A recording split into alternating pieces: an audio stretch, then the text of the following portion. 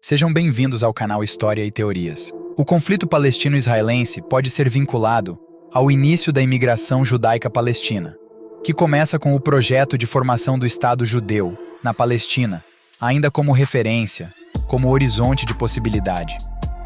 Começam a construir, no final do século XIX e início do século XX, colônias e uma estrutura própria estatal que tem como elemento fundamental a fuga do antissemitismo na Europa e a possibilidade de construção de um discurso nacional.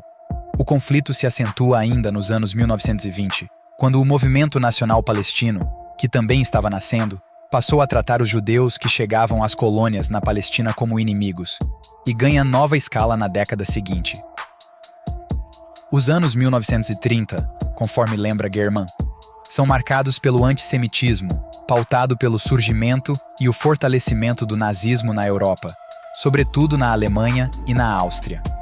Neste momento, algumas lideranças palestinas começam a apoiar Hitler e os judeus começam a chegar em massa na Palestina. Passada a Segunda Guerra e derrotado o nazismo, a Organização das Nações Unidas, que havia acabado de nascer, propõe uma partilha do território palestino que pauta a criação do Estado de Israel. A iniciativa é apoiada tanto pela União Soviética quanto pelos Estados Unidos e acaba engatilhando uma guerra civil entre israelense e palestinos. O Estado de Israel consegue ganhar essa guerra se estabelece um Estado judaico na Palestina e não se estabelece, naquele momento, o Estado árabe na Palestina. Esse Estado árabe que não surge acaba sendo o elemento fundamental de tensionamento. Em 1967, como produto dessa tensão, na Guerra dos 6 Dias, Israel invade os territórios da Cisjordânia e da Faixa de Gaza, que estão ocupados até hoje. Segundo os pesquisadores, essa invasão promove o desenvolvimento de uma ideia de cidadania desigual, em que judeus são cidadãos, e os árabes e palestinos, não.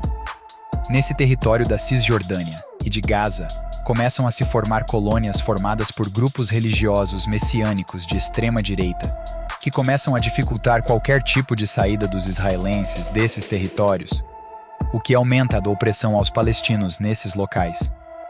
Esses líderes que hoje ocupam o poder nos territórios palestinos acentuaram ainda mais a tensão e colocaram em risco não só os palestinos, como também a sociedade israelense. O confronto, o exército israelense e as forças do Hamas iniciaram no domingo 8 de outubro, o segundo dia de confrontos depois que o grupo extremista lançou um ataque surpresa a Israel, no sábado 7. Mais de 650 pessoas foram mortas no dia mais mortal de violência em Israel em 50 anos.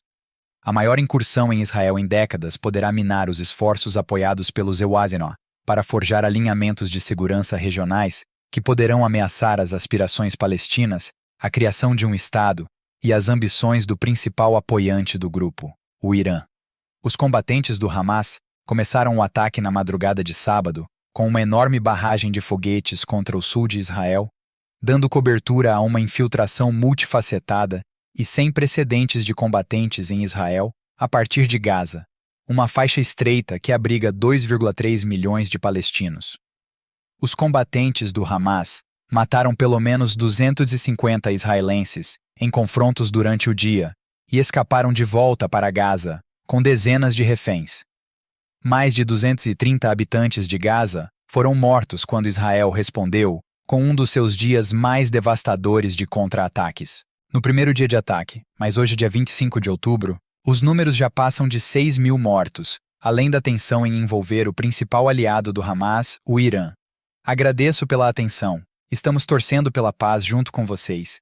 E se gostou do nosso conteúdo, curta e se inscreva para receber mais vídeos. Até mais tarde, amante da história.